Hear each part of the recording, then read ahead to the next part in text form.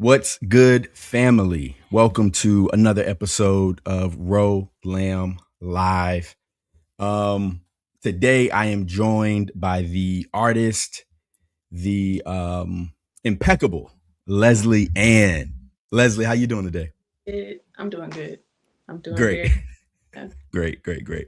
So today we're going to talk about Leslie's art, her creativity, her work, her life, all that, all those good things. But before we do that, I just want to let everybody know if you're watching this right now, please hit the like button, subscribe to the channel, share this with somebody. And if you want to support the show, you can buy me a coffee. You can see the link scrolling down at the bottom. And I think that's it. Leslie, I'm going to start with my favorite question to ask everybody when they come on the show. And that is, what is inspiring you right now? What are you listening to? What are you reading? What are you watching? What's getting the creative juices going for you? Okay.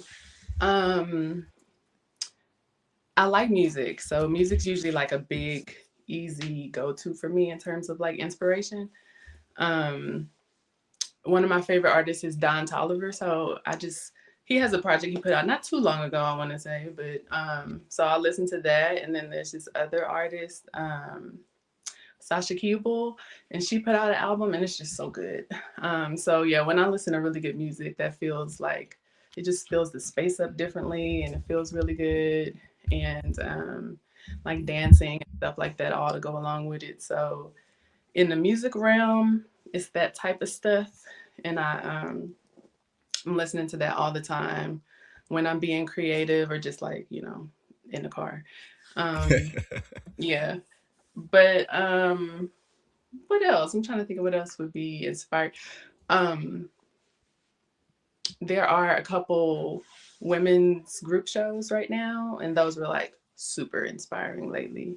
Um, just the fact that it's Women's History Month, and then one of them is called Empower Her, and it's just an all women show. And then there's another one called Journey of a Black Girl, which is a all Black women show. But just like being a part of those and meeting all the different women and just being in the space of that kind of like creativity, that's been like really cool. So when you say women's group shows, what are you referring to? Like group art shows, art exhibitions. Oh, gotcha. Okay, cool. Yeah. And that name you said Sasha Oh, Sasha Keeble. Keeble. Yeah. Okay, I got to look that up. Yeah, it's really good. She's in the UK. Okay. So but yeah, really like soulful, but just really like good Yes, for soulful sure. production. I'm a fan. Yeah, that's dope. That's dope.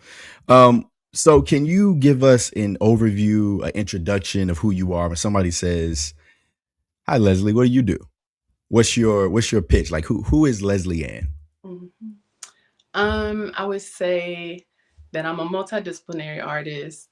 And for me, I say that because when I first started doing art, it was more like painting and things like that, or like drawing with like charcoal, doing portraits and stuff. But like it evolved to like the digital art and like collage and the mixture of all of those in my mixed media stuff. So that's kind of how I position myself of I like to do some various things, and I'm definitely open to doing more experimentation and adding more stuff in there too. Um, so that's a big part of my practice is making like really bold portraits, and like I do a lot of self portraits and things like that to like uplift just the black kind of cultural narrative and like women and exploring my own life and things like that through my art. And then I also make album art. So I'll like kind of collaborate with other creatives and do things that benefit the both of us. So that's been really fun. I really enjoy doing that too. That's kind of where I get to do my digital collage or like some illustration kind of things and really whatever's needed. But yeah, that's my art in a nutshell. Very bold, very colorful, um, lots of self portraits, but also like I did a series called Visions of the Star Seeds, and so that has different like people like James Baldwin or like um, Malcolm X or some people like that, where I'm taking the people that I really respect, that have done a lot for like Black people in this whole American society, and kind of giving them a spotlight and putting my spin on things. So that's another like facet of my work too. Yeah, yeah. And I think too, watching you on Instagram and even as I was researching, you and listening to some of your interviews and reading about you, a major through line I think is just this idea of you not wanting to be put into a box and you um being expansive, for lack of a better word.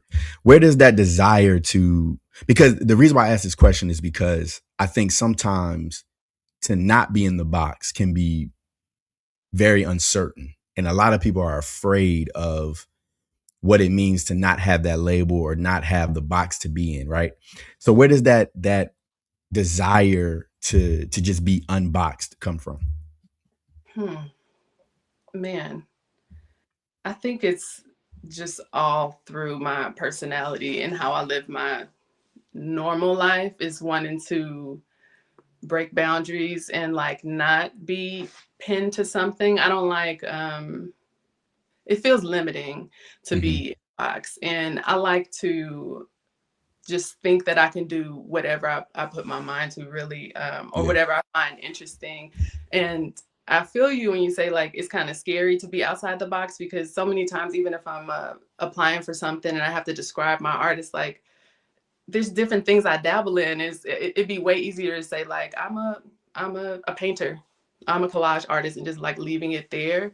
I don't want it to seem like I'm scattered or like there's no direction, but I think my art usually has a theme, whether no matter where, like how I produce it, whether it's painting or digital or whatever, you can still kind of tell that it's mine. So That I is guess you, right? I guess maybe it doesn't matter as much, but it is like a thought of how to show up. And it can also be something where people might gravitate towards one style over the other. And it's like, I'm probably more well known for my bright kind of mixed media digital stuff versus my abstract portraits that I did years ago or something Hmm. like that. Um, so I don't know. I think it's way more fun to do various things and to continue to experiment and to be expansive. I think that just feels more authentic to kind of play around and discover new things like that. Yeah, yeah. And I think you can definitely feel that through your art. I was at Railroad ATL the other day Oh, and I was walking through and I saw one of your paintings and I immediately knew that it was one of your. I'm like, I know that's Leslie Ann's painting. I know that. I know that for sure. that's so Um, and so that's cool that you have like you said, there's a you do a lot of different things, but that through line and that theme becomes the brand, and you can see that through the work. You know what I'm saying? And so I think that definitely your work speaks for itself in that way. Um, so switching gears a little bit, this is another question that I love to ask. How do you personally define creativity? um that's a hard question. um I think of it like inspiration meets like action. Mm, Like you have this idea and something inside, that like this little flicker of something that could be, or like a vision of something that could be. And then it's like, I could do something with that. So it's kind of like that inception of like, boom, you kind of get this idea. And it's like just bringing something to life, basically. Like create, like, I don't want to use the word in a definition, but it's like nah, really you just can do it. bringing something to life, that Yeah, wasn't here before, or like altering something just to make it unique. It just brings a new essence into the space. Like creativity to me feels so magical, because it really is like breathing life into something that wasn't there, and almost like giving it consciousness. yeah. Sometimes when I look at my art, I'm just like, you could sit with it, just not just my art, any art. Like you can sit with it, and like it seems to have a bit of a consciousness or like an essence or something like that that's new, that wasn't there before. Absolutely, absolutely. So speaking of, you mentioned ideas and you mentioned, that spark that you get. Can you sort of? I feel like this is gonna be a tough question for you to answer, but can you walk us through what your process is like from idea to finished piece? Now, I feel like this might be difficult because you're thinking, which discipline am I I talking pick about? one. That's exactly what I was doing in my head. Yeah, yeah, yeah. Um, I feel like it. Let me figure out which one I want to do though. Really, let's say like my digital mixed media stuff, or what's that railroad ATL, something like that. So that would start with um, it's like I have seasons where I feel more creative, and other times where I just can't really bring myself to start. And like the Mm, starting part is usually the hardest part for me. So once I yeah, get going, we're in there. But like at those times where I don't feel like it, I just kind of let it be. And so it was like I had a moment where I wanted to be creative. And a lot of times for me, that'll start with like a photo shoot or something like that. So mhm, like I was just went in my closet, just put random stuff on, put a wig on, all this stuff. And then I just take photos and do a shoot.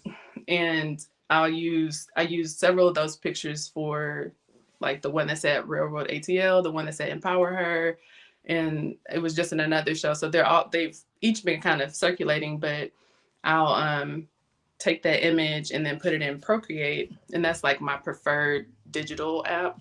mhm, And I just really love it. I feel like it's user friendly and you can kind of teach yourself how to do it. And yeah, then I'll just start manipulating the image in there and changing the colors and doing that kind of stuff.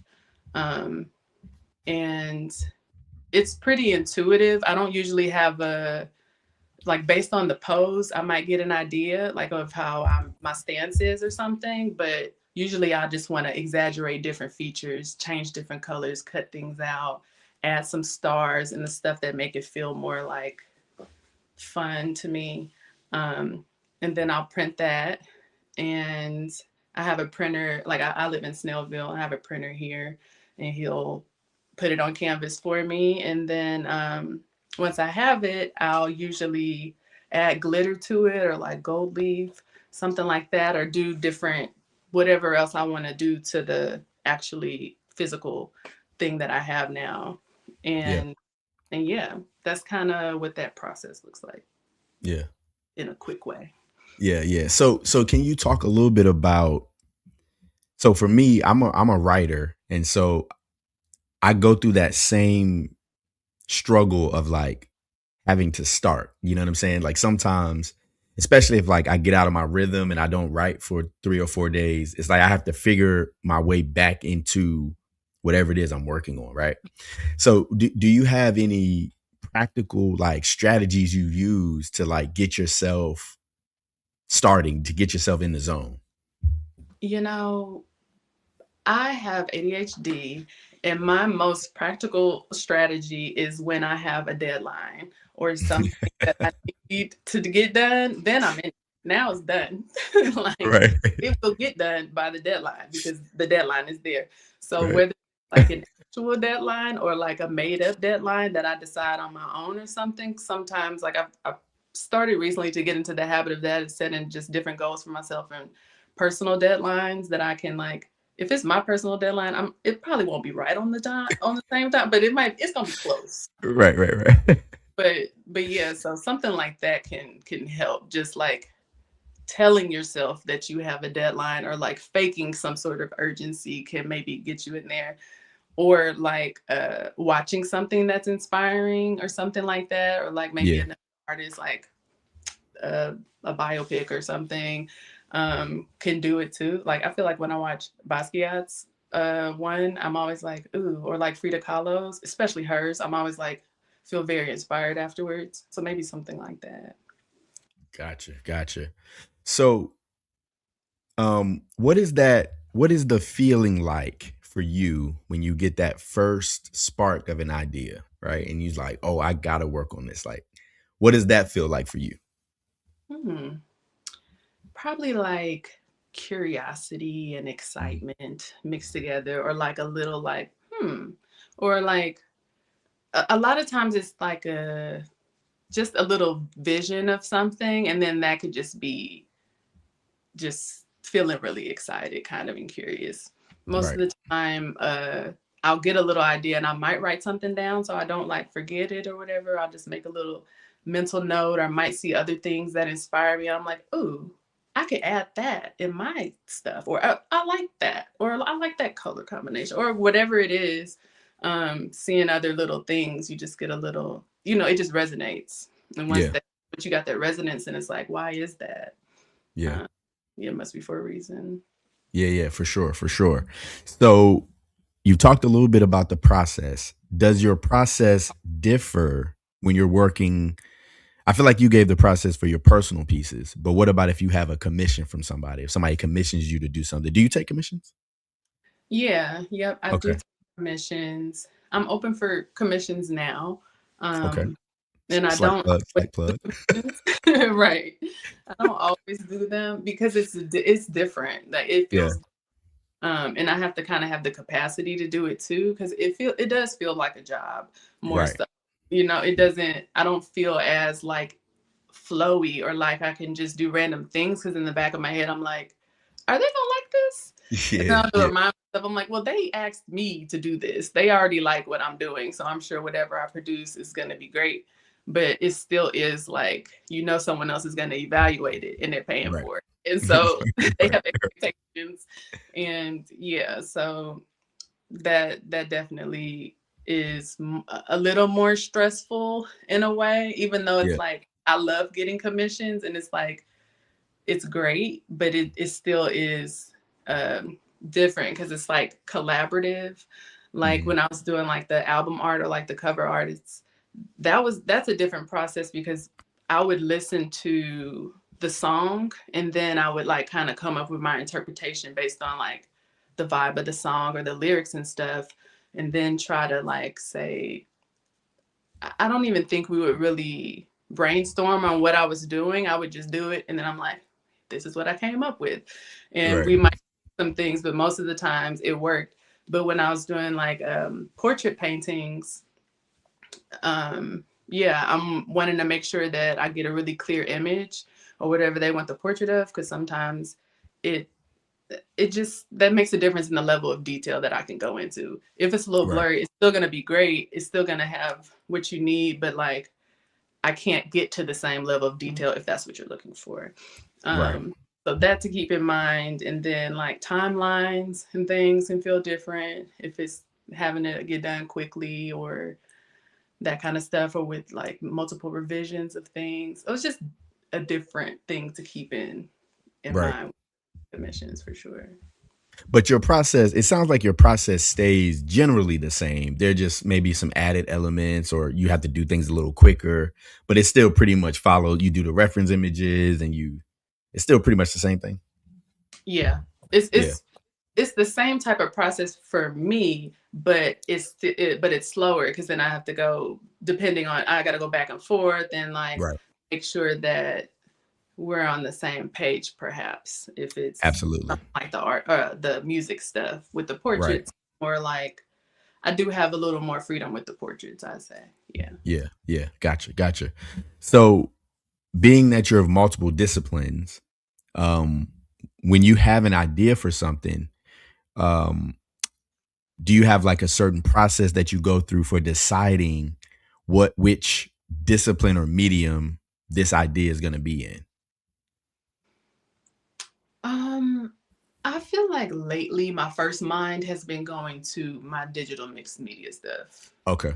Yep. I still do paint, but it's more like painting just takes more time for me in a way. I've gotten really good at the digital stuff to where I can just do that very quickly now and efficiently, and it's just like flow state. Painting is a Mhm. different process where it's more like I'm more in the space, I feel like, in the room, the music and the incense and it's like a whole kind of experience. And I feel like when I'm on my iPad, I'm kind of in it Mhm. differently.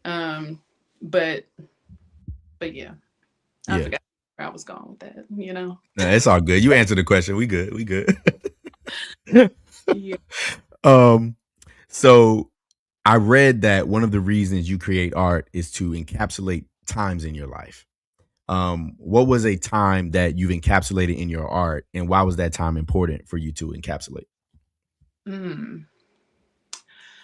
Um, One that comes to mind is I have this really big portrait in my room. Like it's probably the biggest piece I have.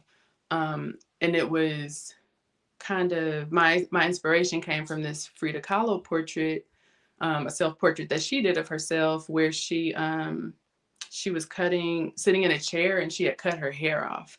And I Mm, think it came right after she maybe got a divorce or like a breakup or something like that had happened really significant with her partner. And that was my inspiration for the piece for myself. And it mm, was at that a time in my life that felt just very similar to what she was going through, which was like the end of my marriage, and I'm going through a divorce. And I had that portrait for me, instead of cutting my hair, I just put a bunch of little like chains on the ground, as if like to show the breaking of that chain and the letting myself go and feeling free and that kind of stuff. So whenever I see that, it's just a big reminder to me of like that time in my life. You know, it was difficult, but it was like really empowering at the same time, and just feeling like making that decision to just move in a different direction and just cut things loose. And I tend to do that a lot with my self portrait paintings. Like specifically, I I'm a little bit behind. I'm like 1 year behind, but I had been making one self portrait painting a year, and that was because I was experimenting in other mediums. I wanted to always, for some reason, I'm like, well, I still want to like nurture my painting side. Like I feel like I didn't want to just let that go. I still wanted to be able to show growth. And so, yeah, each year I was making one portrait painting like that. And usually it has the theme of that year and whatever that looked like for me. So I could look at all those and be like, when I was 26, I was here. And when I was at the, one of them I'm pregnant, and one of them I'm in Pittsburgh. And then and I know just by looking at it, it just reminds me of like life. yeah, yeah. Um, so I wrote down this entire quote from something that I heard you.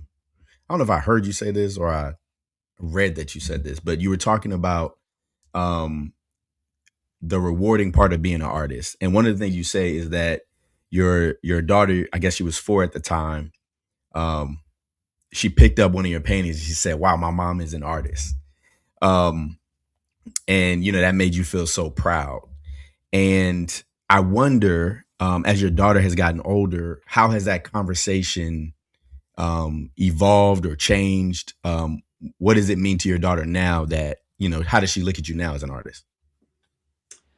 Man, so my daughter, we have a lot of conversations about it. She loves art, and she's like a little artist herself, but it's really her and my son that both of them will just, they think it's really cool.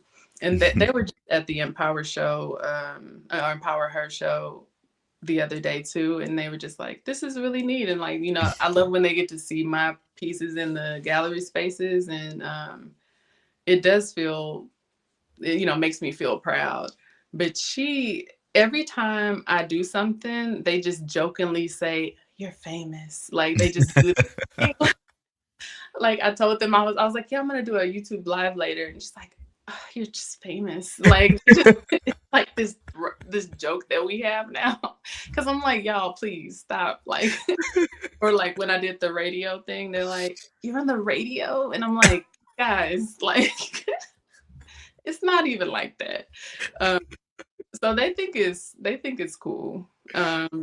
And like I said, my daughter, she loves art, and she does all that kind of stuff too. And I think it was the other day I was mentioning to her, like, you can put your stuff in shows too. I'm like, I should, I'll keep a lookout for ones that make sense for you, and you can try to get your stuff in there too. Yeah. So yeah, they're funny about Yeah. it. Cool. No, I mean, I could definitely relate to that. I used to make music. I was a rapper for a little while, and this was a long time ago. I used to rap, and so I was riding in the car one day, and we were playing the music, So I have 4 sons. So my second oldest son was sitting in the back and he says, "Is that you, daddy?" I was like, "Yeah, I make music." He said, "Oh, wow, you make music? That's crazy." And so I can understand that feeling of like, I also write comic books, and so now the teachers at his school see me and they'll come up and say, "You write comic books, huh? You the writer? Oh yeah, yeah, yeah. Your son told me about it." And so it's like I can feel that feeling of like, wow, he really thinks this is cool. And Yeah. that's cool. You know what I'm saying? No, for sure. Um, You definitely in there with comic books and music. yeah, I made it. I made it, right? Mm. But one of the things I wanted to ask you about was, so for me, I find it very difficult to teach. My second oldest in particular, he's super creative, like super creative. He wants to write comic books. He wants to write, stories. And I'm finding it difficult to like help him through that process, right? What has your experience been like of like maybe not teaching your kids how to be creatives or creators, but like just sort of, I guess, walking through that with them? What's your experience been like with that? Hmm. Of like them walking through my journey with them observing or with tell me. Helping, helping them create their stuff. Okay. Um hmm. I feel like I kind of just give them options. That's kind of what it's looked like. I'm really like low key about what I need them to do. It's more so I have a lot of art supplies. Well, more so my daughter, she loves art. My son likes soccer. That's his thing. So I just let him Okay. do his thing and we nurture that. But Yeah. yeah, with my daughter's like I have all these art supplies and I'll get random other things too so that she can just like explore because she's 7 and right now I'm like you just need to know, just experiment, just learn. I feel like I'm guiding her in the way that I would guide myself kind of because I'm experimentation, I like that. Mm, So I'm like here's some clay, here's some little what are they called, these little plastic sheets where you can color on, oh shrinky dinks, like all these random things, crafty things. I'm like just explore all of that. And then she likes probably painting the most or making doing this little clay thing. So I'll just encourage her to have fun and do her thing. And when she's doing it, I don't usually give her any guidance either. She's really headstrong and she wouldn't take my guidance anyway. When I tell her basic things just about like taking care of the brushes or like how to clean them off better and stuff, she barely even wants me to touch things when she's doing it. So I'm like, all right, you got it. Um, so I just let her kind of do her thing. And uh, I just seem excited about, I mean, I am excited, but whatever she produces, I'm like, that's great. Like, yeah. and I give Yeah. her all the, noticing all the little details and stuff. So she feels seen and that's good. And I just have a stack of like all her stuff because she's like, this is yours now. And I'm like, thanks. Let me add it to my pile. Right, for sure. Um, that's great. I think I'm gonna take a little bit of that wisdom from the standpoint you said. Um, I feel like you said something like I guide her in a way that I was being guided. Did you say something like that? I feel like you said something like that. Like I got her in the way that I feel like I probably would have wanted to be guided. Would have wanted to be guided. Right, right, right. Yeah, yeah, yeah. No, that's good. I think I hadn't thought about it that way, but that's a good little nugget. Um, Another thing I wanted to ask you about was Afrofuturism. Um, what is your how do you define Afrofuturism and why has that been important for you to add that aspect to your work? Mhm. Um, my work just always centers Black people in general. That's Mhm. my one of my main objectives for making art in the beginning was to have like for a creative expression, but for more representation. So I'm like, I want to make more people that look like me and put them in spaces where they're admired and things like that. So with the Afrofuturism, it's like I've always kind of had my head in the clouds in the way that feels like it resonates with Afrofuturism, with all the stars and with all the like imagining Black people in these spaces that don't exist, that feel like timeless in a way, but also like not in this kind of world. Or like Mm, I like to imagine the people that I make like outside of this world a lot, because it just feels more freeing. Like I had a whole series where I put, it was kind of like collage illustration, but I just put us on a whole nother planet. And it was like, that's literally where I felt like we could finally get some safety. So yeah.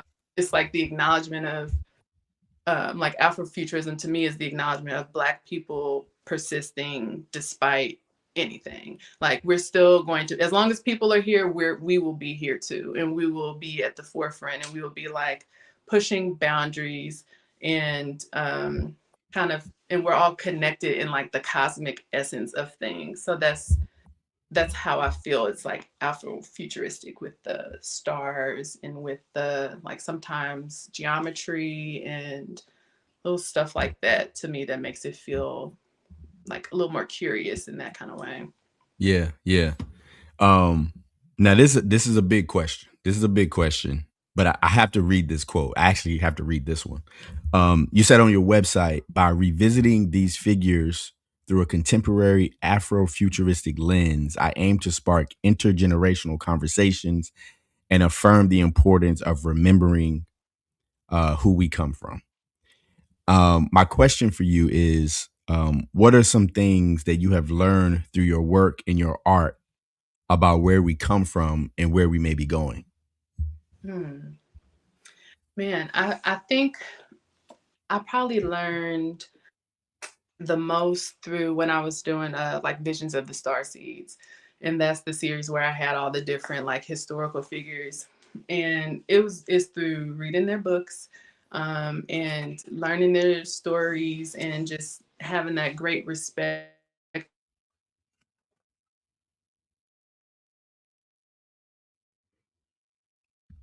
Uh-oh, we got some technical difficulties.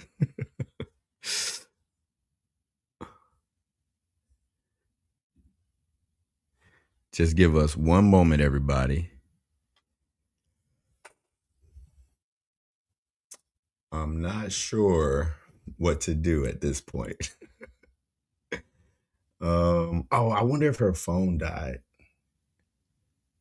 Um, well, while we wait to see if Leslie comes back, if you would like to support the show, you can absolutely buy me a coffee. It's down there. The link is scrolling across the bottom. This was a really good conversation, though, right? Talking about Afrofuturism and Leslie's work. I should have had some images of her work, some pictures of her work, because it really is very stunning, very colorful, very bold.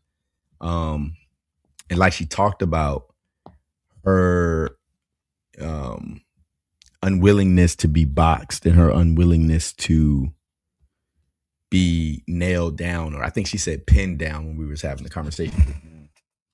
It absolutely comes through in her work. Um,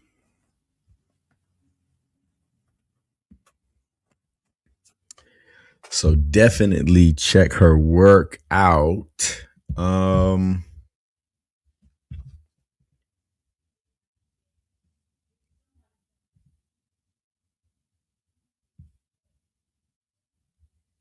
I think maybe we may have to. Oh, is she coming back? Hold up, hold up.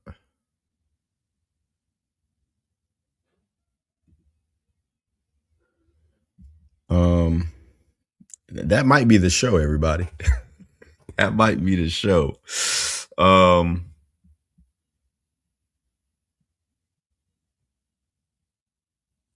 yeah, I think that might be the show. Um,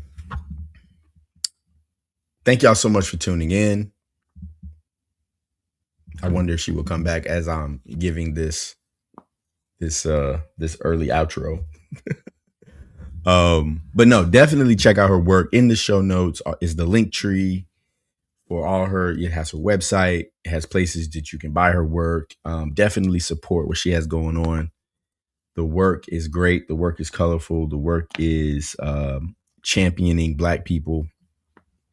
And it's absolutely great stuff. So definitely check that out. And I think no data tests are recorded locally for at least one.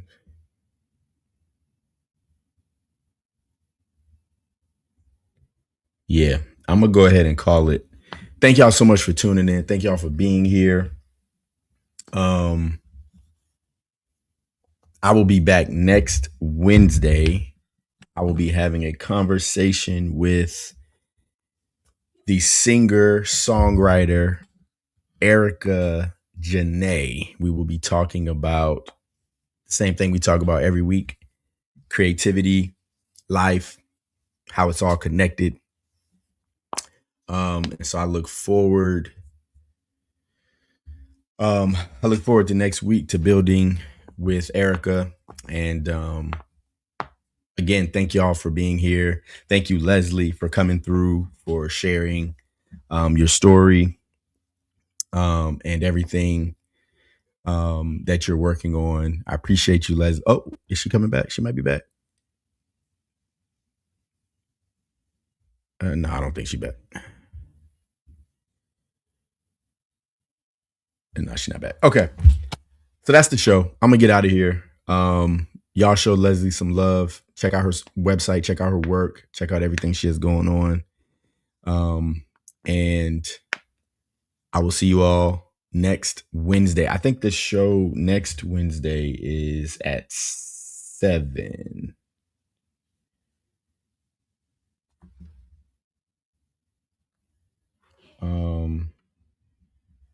Yes, next Wednesday, 7:00. Myself, Erica Janae. Definitely come through, definitely pull up, and we will chop soon. So thank y'all so much. Appreciate y'all. Buy me a coffee. I love y'all. Peace.